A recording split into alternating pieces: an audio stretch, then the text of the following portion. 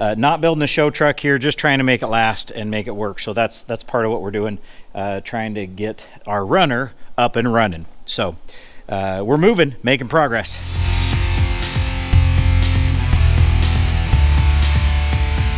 Good morning, everybody. Big news for us. We are finally back on the 66. We've kind of gotten all the other projects at least stable to where we can run them, drive them. You'll see the new Mustang in here every now and then, getting a few modifications this summer. And but the Chevelle's up and running unless something goes wrong. So we're back on the 66. I'm super excited. What's the plan? What are we doing? Hopefully going to get the frame pretty much done.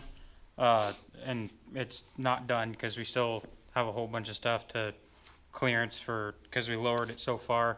We had to cut out cross members and make stuff fit, but we'll have it running, or you know, the axles in and all that stuff, so we can start setting the cab on and setting the bed on. And then once we get a drive line, that'll be the next big problem, is making the drive line clear.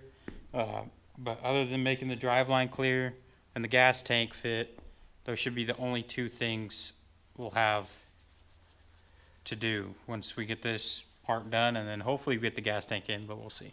Yeah, that's the plan today. If we can get the gas tank clearanced and ready to go in, the frame weld and all that stuff done. So that's what we're going to do. We'll set up the camera, take you along, and thanks for joining.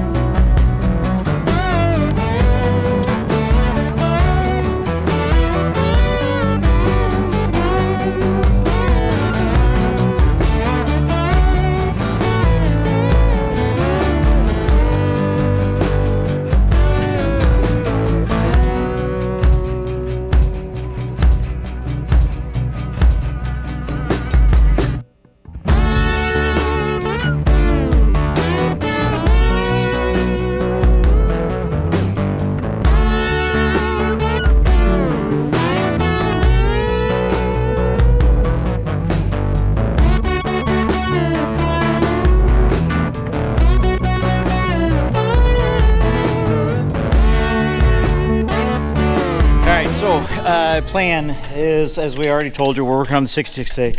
So first thing we're going to do is pull the motor out, basically get the frame stripped down of its components so that we can make a couple of repairs. And let me show you what the repairs are. Tim's setting up the engine hoist, getting ready to pick that up.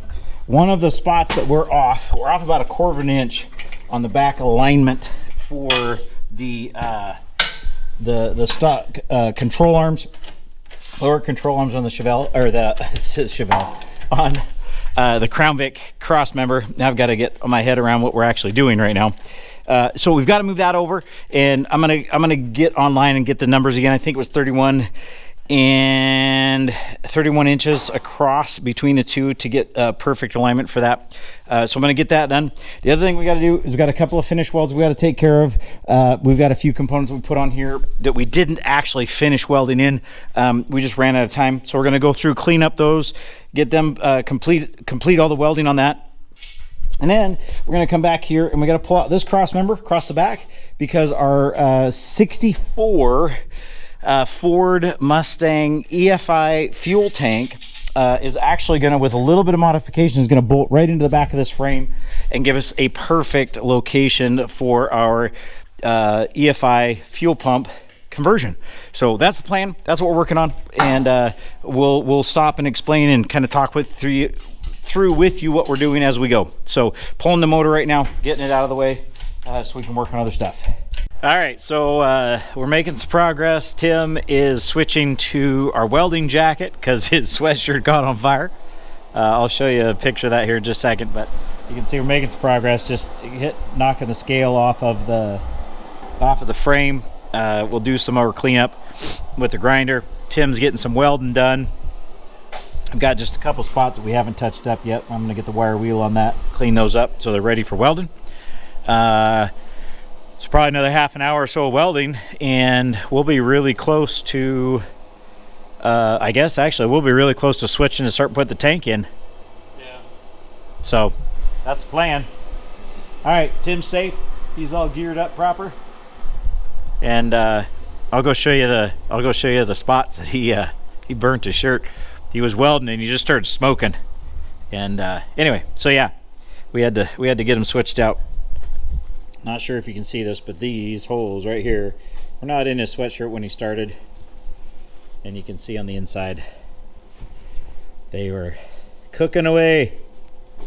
But anyway, lots of fun. It's all part of welding. And all right, so we're moving on the frame. We made a little adjustment on our hoist so that we could get it up on its side. So we're hanging it right here.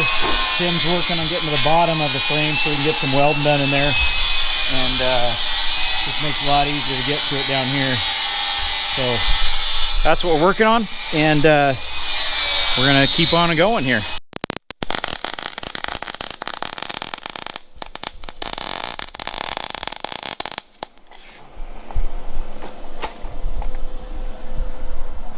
Got a hot one. All right. All right, we got lunch done. We are jumping back on to the frame. We're gonna drop this thing down, flip it over, and got a couple more little spots to weld up. And then we're ready to, we're ready to get on the back, start installing the fuel tank, actually. So, yeah, we're working. All right, we're making progress. We've got, we got to flip the frame over. We got most of the welds done on the bottom side, and they're looking pretty good. We're gonna flip the frame over and hit the top. A little bit of rust abatement on there. We're just gonna paint some of that. What do they call that? I've got it over here. Converter Ultra is what we're gonna use. What we're using this stuff right here. Okay. So we're gonna hit that on some of the light areas on the frame that after we hit it with a wire wheel and knock the scale off, and then get all that converted and hopefully be throwing in a tank later on this afternoon. All right, so we cut some of the frame out. We cut a little bit, as you can see here, like 1/8 to 1/4, and then we cut an inch off out of the front with the plasma. And we got some more room now, but it looks like we need to cut some more. We'll have to cut some more on the top and the bottom of the C just to get us more room. So yeah, it's looking good. Yep. I've gone through. I have not painted the frame black. I know if you're watching this, you're like, they didn't get the metal's not clean. I know.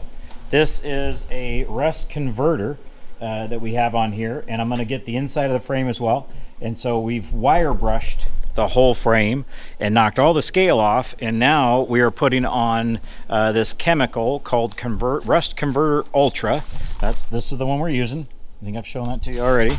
That's what we're using, and we are using that to knock all of this frame down and get the rust converted so that we can go back over it and throw a primer and a paint on it and then start putting it back together. So not building a show truck here, just trying to make it last and make it work. So that's part of what we're doing, trying to get our runner up and running. So we're moving, making progress.